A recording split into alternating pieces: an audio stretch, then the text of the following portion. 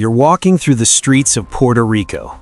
Ordinary Tuesday. Sun hitting different, music coming from somewhere you can't quite pinpoint, the smell of something good cooking nearby. And then you see him. Not on a stage, not on a red carpet, not sitting in a first-class seat being photographed by paparazzi who had to buy a $1,200 ticket just to get close enough. No, you see Bad Bunny sitting at a table outside in the streets playing dominoes with the OGs. Just there, like a regular person, like a neighbor, like somebody's nephew who came home for the weekend and decided to sit down with the elders the way he probably always has. And here's the thing about that moment that nobody seems to want to talk about. It is either the most genuinely wholesome thing that has happened in celebrity culture in years, or it is something much more layered, much more intentional, and much more interesting than it appears on the surface. Buckle up, because this one goes deeper than dominoes. Welcome to Pop Showroom, where we bring you the stories behind the headlines. If you're not subscribed yet, hit that button right now, because this story goes deeper than anything you've seen in the mainstream media. For anyone who somehow doesn't know who Bad Bunny is, first of all, where have you been? Second of all, welcome. Allow a quick introduction. Benito Antonio Martinez Ocasio, born in Vega Baja, Puerto Rico, raised on the island, raised in the culture, raised in the kind of neighborhood where Dominoes tables outside are not aesthetic choices or content opportunities. They are a way of life. They are how elders gather. They are how stories get passed down. They are how community actually functions when nobody is performing for anyone. This man went from bagging groceries at a supermarket while uploading music to SoundCloud to becoming the most streamed artist on Spotify multiple years in a row. He sold out stadiums across the entire world. He made reggaeton undeniable on a global scale. He appeared on Forbes lists, walked red carpets, dated some of the most famous women on the planet, and became a cultural icon so massive that his name alone moves the internet. And then he went home, pulled up a chair, and played dominoes in the street with the OGs like none of that ever happened. When the footage and photos started circulating, the internet did what the internet always does. It exploded. It celebrated. It said things like, "This is why we love him," and "He never forgot where he came from," and "No other celebrity would do this." And all of that is true. All of that is valid. All of that deserves to be said. But here's where the critical thinkers in the room need to slow down and ask a different question. Why does this feel so rare? Think about that for a second.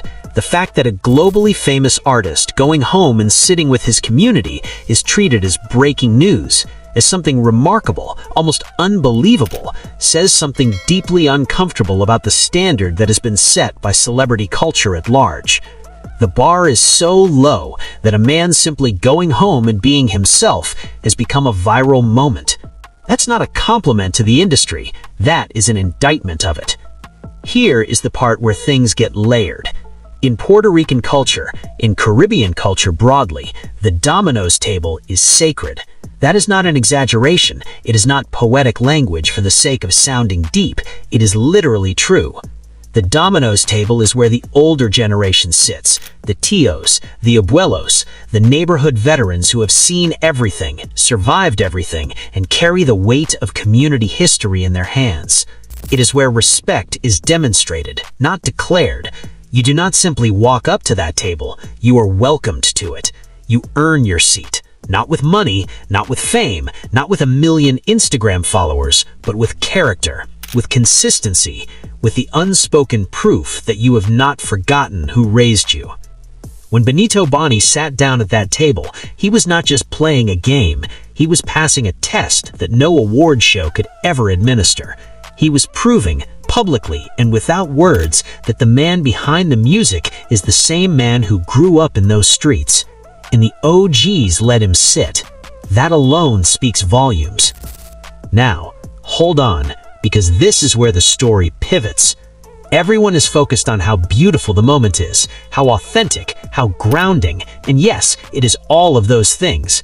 But ask a different question entirely. What was Bad Bunny doing in Puerto Rico at that specific time? Because here is what is interesting. Bad Bunny does not make random appearances. His movements are rarely accidental. This is an artist who is famously private, famously selective about what the public sees, and famously intentional about the image and narrative surrounding his career. So when he shows up in the streets, not at a private villa, not at an exclusive beach resort, not in a gated community where cameras cannot reach, but specifically, deliberately, and visibly in the streets where people can see him, photograph him, and spread the moment across every platform known to mankind, that is either a beautiful, spontaneous act of genuine community connection, or it is the smartest PR move of 2025 that doesn't look like PR. And the uncomfortable truth is it can be both. It can be completely genuine and strategically brilliant at the same time, because the most powerful form of image building is when the image is real. When the story you want the world to tell about you is actually, genuinely, verifiably true.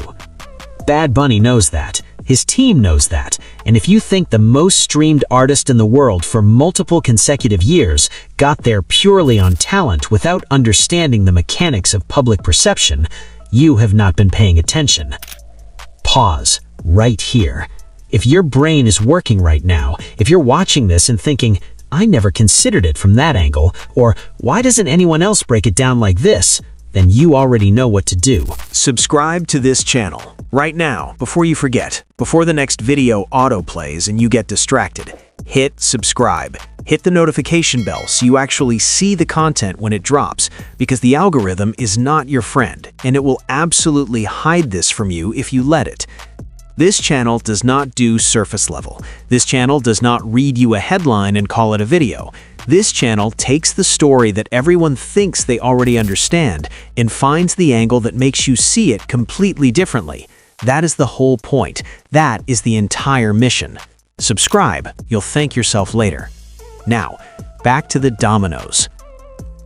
Let's talk about who was at that table, because the OGs is not just a casual phrase here. The OGs in a neighborhood like the ones Bad Bunny comes from are the living memory of the community. They are the people who were there before the gentrification conversations, before the tourism campaigns, before the island became a hashtag or a travel destination for remote workers looking for tax incentives. They were there when things were hard. They are still there now. For an artist of Bad Bunny's stature to voluntarily, publicly choose to spend his time with those specific people, not with industry executives, not with other celebrities, not with influencers looking for a collab opportunity, is a statement.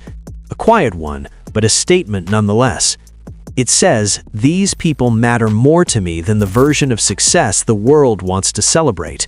It says, I know where I came from, and I am not ashamed of it, and I am not too big for it. And it says something to every young person from a similar background who is watching, every kid who grew up in a neighborhood where Dominoes tables outside were normal, where the elders were the real ones, where community was not a brand partnership, but an actual lived reality. It says you do not have to leave yourself behind to make it. You do not have to trade your roots for your reach. Here is the part of this story that should actually be the headline, but somehow never is.